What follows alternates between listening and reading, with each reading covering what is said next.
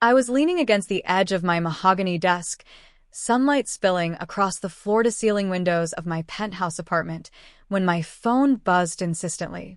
The vibration felt like a small tremor against my palm, and for a moment, I hesitated, half expecting another routine work email.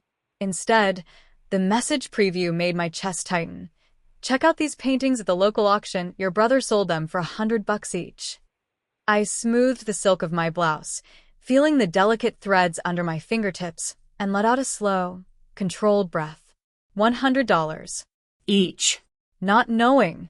My hands twitched with the memory of each brushstroke, each painstakingly mixed color that had once poured from my soul into canvases my family had dismissed as childish doodles. From the corner of the room, the soft hum of the city below reminded me of how far I'd come. I had worked in silence, built my life carefully, painting when I could steal moments, selling pieces quietly to collectors who understood their value. No one at home knew, not even my brother, that those worthless paintings were worth millions in the right circles. I tilted my head and stared out at the skyline. A small, ironic smile tugged at my lips. It was almost poetic, in a bitter way. They had believed my art was insignificant. Yet here I was, thriving in a world they didn't even know existed, holding a secret that could either shatter or redeem family ties. And somehow I knew I wasn't. When I close my eyes, I can still see that cramped little apartment in Boston where I grew up. My paints, bright, chaotic, full of emotion, were scattered across the tiny wooden table my parents had inherited from some distant relative. I was 16, hunched over a canvas, my hands trembling from a mix of excitement and nerves. That afternoon, my older brother, Ethan, had wandered in, smirking as he leaned against the doorway. "What are you even doing, Lucy? This isn't real art. It's just paint on canvas," he said, tossing my half-finished sketch aside. The words stung more than I wanted to admit. My stomach twisted. My throat felt tight. I had hoped he'd understand, even just a little, but instead he laughed, sharp and condescending. My parents weren't much better. They called it a hobby, something cute for a child with too much time on her hands. The dismissal was constant, subtle, almost invisible to outsiders, but to me it was crushing. I remember the lump in my throat, the way my fingers shook as I tried to steady a brush. I wanted to scream, to beg them to see what I saw, beauty, depth, life, but I couldn't. It was my grandmother, Nana June, who noticed. She had a quiet, knowing way about her, the kind of wisdom that doesn't need words. One rainy afternoon, she found me curled in the corner, staring at a ruined watercolor. She knelt beside me, brushing wet hair from my face, and whispered, "Lucy, they don't understand, but that doesn't make your gift worthless. One day, the world will see what they cannot. Keep painting, even if no one else sees. Just keep believing in yourself." Her words felt like a tiny flame in the dark, fragile but alive. I clutched the small silver locket she gave me that day, a reminder to trust my instincts and never let their disbelief define me. That night, I packed a small bag of supplies, my heart pounding with equal parts fear and exhilaration. I didn't know where I would go or how I would make it, but I knew one thing. I had to leave. I had to carve my own path, one brushstroke at a time, without anyone telling me my dreams were worthless. And that decision, quiet, almost invisible at the time, was the first step toward reclaiming everything that would one day belong to me. I moved to New York City with nothing but a suitcase of paints, brushes, and the stubborn belief Nana June had instilled in me. The streets were loud, unyielding, and unfamiliar, but every corner held possibility. I took odd jobs, bartending, dog walking, freelance illustration, anything that kept me afloat while I painted in the tiny, dimly lit studio I could barely afford. The smell of turpentine and linseed oil became my constant companion, a reminder that every sacrifice was worth the price of chasing my dream. It was there I met Marissa Lane, a seasoned gallery curator with sharp eyes and a sharper sense of people. She spotted me at a local art fair, huddled over a canvas with paint-splattered fingers. "You've got something raw here," she said, tilting her head, examining the brushstrokes as if reading a story only she could understand.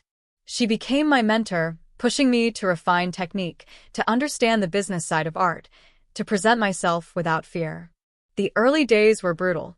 I doubted myself constantly.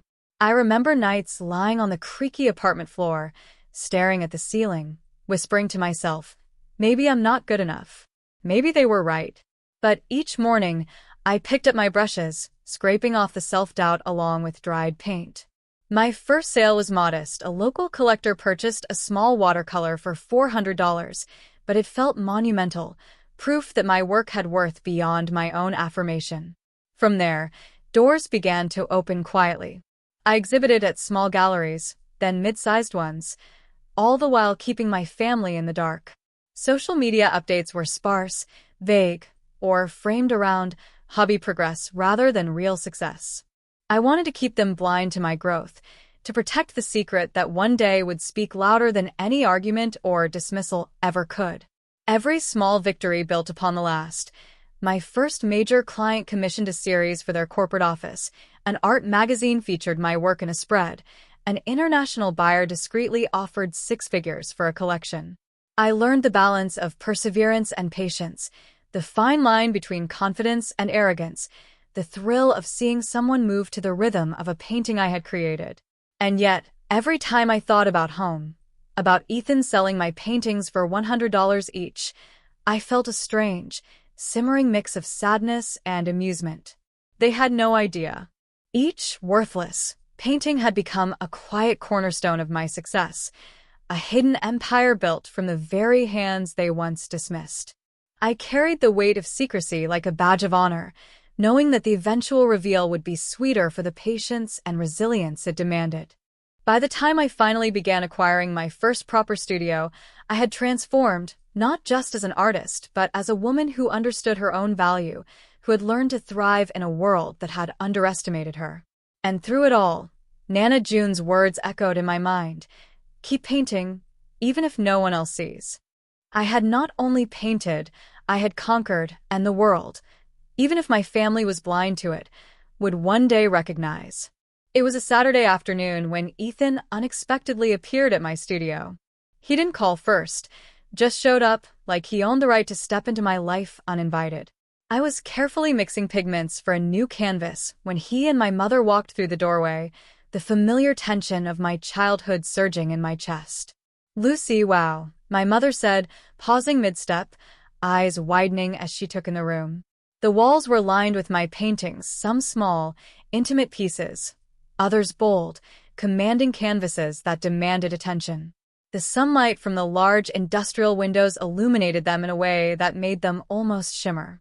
Sculptures rested on pedestals, and a sleek, polished oak desk bore evidence of countless sketches, business plans, and meticulously catalogued sales. Everything reflected the woman I had become, a stark contrast to the struggling artist they had assumed I was. Ethan froze near the doorway, his mouth slightly open. For the first time in years, he looked small, uncertain, almost powerless. I thought. I mean, this place, these paintings, his voice faltered, the arrogance he once wielded like armor melting in the presence of undeniable success. I let the moment stretch, savoring it like the climax of a symphony. I poured myself a cup of coffee, savoring the aroma, and walked slowly toward them. You sold my paintings, I said softly, letting each word hang in the air, for $100 each. And you thought they were worthless. My mother's hands twisted together nervously. Lucy, we didn't know, we thought. I shook my head gently, letting a small, controlled smile play on my lips. You didn't know, I said, because you never bothered to see. Each of those paintings, the ones you dismissed, are worth millions now. Millions. Ethan's face paled. I didn't know. I know, I said, letting the single word carry the weight of years of frustration, doubt, and invisibility. But that doesn't change the fact that my work had value all along. And while you were busy underestimating me, I built something you couldn't even imagine. I didn't just survive. I thrived. I gestured around the studio. Every piece you thought was worthless has found a home, as a collector, has changed hands for far more than you could dream. And the truth is, I paused, letting the tension thicken. I didn't need your approval. I didn't need your support. I only needed to believe in myself, like Nana June said I should. Their reactions were a mixture of disbelief, guilt, and awe. Ethan looked as though he wanted to apologize, but no words came out. My mother's eyes shimmered, a combination of regret and amazement, as though she were seeing me truly for the first time. I took a step closer to them, my heels clicking softly on the polished wooden floor. This, I said, gesturing to the studio, is who I am. This is what I've created. And yes, I'm angry, but I'm also proud. Proud that I never let your judgment define my worth. I could see it then, the recognition dawning in their eyes. The realization that I was no longer the quiet, dismissed girl they thought they knew. I had outgrown their expectations entirely, and for the first time, I held all the power, all the proof, all the truth of my value. And in that silence, heavy with years of unspoken words, I knew the story was no longer about betrayal. It was about triumph. My art, my life, my choices, they were finally, unmistakably mine. I took a slow breath, letting the weight of the moment settle in the room. For years, they had assumed I was powerless, that I would bend to their expectations or apologies without consequence. But that day, I realized that I held the upper hand, and I intended to use it wisely. You need to understand something, I said, my voice calm but firm. This isn't about revenge. It's about accountability and growth. If any of you want to be part of my life moving forward, it comes with conditions. Ethan looked uneasy, his shoulders tight. I let him stew for a moment before continuing. First, you need to respect boundaries. You cannot touch my work, my business, or my decisions without my permission. That's non-negotiable. Second, you need to acknowledge your mistakes, not just to me, but to yourselves. Guilt won't erase what you did, but recognition is the first step toward change. I turned to my mother, whose hands were still clasped nervously. Mom, I love you, but enabling dismissive behavior for years isn't acceptable. You need to learn to support without judgment. Encourage curiosity, nurture talent, and stop devaluing dreams, especially mine. Ethan's eyes widened, and I could see the weight of my words sinking in. And for both of you, I added, you must commit to pursuing your own passions seriously. Stop living in comparison to me, or anyone else. Find your purpose, and dedicate yourselves fully. This is about growth, not competition. I let a pause settle in the room, giving my words space to breathe. Then I added almost gently, and finally honesty. No more lies, no more dismissals, no more pretending. If you want a relationship with me, it will be based on truth, transparency, and mutual respect. Anything else will not be tolerated. I could see the conflict in their eyes, the mixture of relief and apprehension. It was a strange kind of power, not the triumph of vengeance, but the clarity of self-respect. For once, the roles were reversed. I wasn't pleading for recognition or forgiveness. I was offering guidance on how they could step into a healthier, more responsible version of themselves. The room felt heavier somehow, but it was a constructive weight. I wasn't just claiming my space. I was redefining the rules for connection and trust. They had their chance to fail me. Now, they had the chance to rise to the expectations I had set, not because I wanted to punish them, but because I wanted to see them evolve. For the first time, I felt entirely in control, not just of my career or my art, but of the narrative of my life. I had reclaimed the power that was always mine, and I would not relinquish it to anyone who doubted or demeaned me. And in that clarity, a sense of calm and purpose filled me. This wasn't just the end of a chapter. It was the beginning of a new one for me and, potentially, for them. Weeks passed, and slowly, the changes began. Ethan started attending evening art workshops, hesitant at first, but gradually immersing himself in something he had never tried before. He still stumbled, but there was a spark in his eyes I hadn't seen in years, a willingness to learn, to grow. My mother began volunteering at local galleries, supporting emerging artists instead of criticizing them. It was awkward at first, but I could see pride replacing doubt on her face. I watched these transformations quietly, content in the knowledge that my boundaries had held firm and that my guidance had been heard. I wasn't doing this for recognition or praise. I was doing it because growth, accountability, and love could coexist, but only if respect and honesty were present. I stood in my studio one evening, sunlight slanting across a freshly finished canvas, and held Nana June's silver locket in my hand. Its cool metal reminded me of that rainy afternoon in Boston, when her words lit a spark that refused to die. Keep painting, even if no one else sees.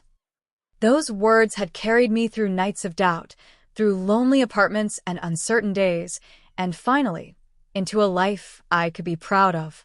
Now, as I surveyed my work, my space, my accomplishments, I felt an overwhelming sense of peace. The pain of the past hadn't disappeared, but it had been transformed into strength, into lessons that guided my every choice. The woman who had been dismissed, whose brother had unknowingly sold my creations for pennies, had become someone unshakable, grounded, and unapologetically powerful. And yet, even in my triumph, I allowed room for compassion. I saw my family learning, evolving, taking steps toward accountability and purpose. Their growth didn't erase the past, but it gave me hope that relationships could be rebuilt, not on fear or expectation, but on mutual respect and understanding. I pinned the locket around my neck, feeling its reassuring weight. It wasn't just a piece of jewelry. It was a reminder of resilience, of courage, of the truth that my value was never dependent on anyone's recognition. And as I gazed at the vibrant canvases that surrounded me, I whispered to myself, softly but firmly, the line that had become my mantra. I am the keeper of my worth, the architect of my life, and nothing, not even those who doubted me, can ever take that away. In that moment, I smiled, fully present in the life I had fought to create. Strong, independent, and free, finally undeniably me.